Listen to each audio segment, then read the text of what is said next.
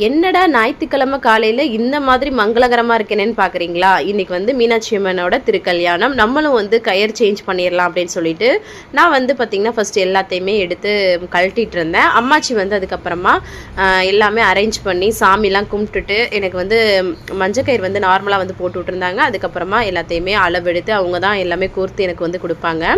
அதுக்கப்புறம் யூடியூப்பில் நம்ம வந்து 40K வந்து சப்ஸ்கிரைபர் ரீச் பண்ணியிருக்கோம். அதனால் சிம்பிளாக வந்து நேற்று வாங்கின கேக் இருந்தது, அதை வச்சு செலிப்ரேட் பண்ணியாச்சு. 50K நல்லா பண்ணலான்னு சொல்லிட்டு உங்களோட லவ் அண்ட் சப்போர்ட் எனக்கு தொடர்ந்து கொடுத்துட்டே இருங்க. நிறைய லாங் வீடியோஸ் வந்து போட்டிருக்கேன். வெயிட் லாஸ்க்காக இருக்கட்டும், நிறைய கிச்சன் டிப்ஸாக இருக்கட்டும், நிறைய இருக்குது. செக் அவுட் பண்ணி பார்த்து நம்ம சேனலை சப்ஸ்கிரைப் பண்ணி சப்போர்ட் பண்ணுங்கள். நிறைய நம்ம சேனலை ஷேர் பண்ணி விடுங்க.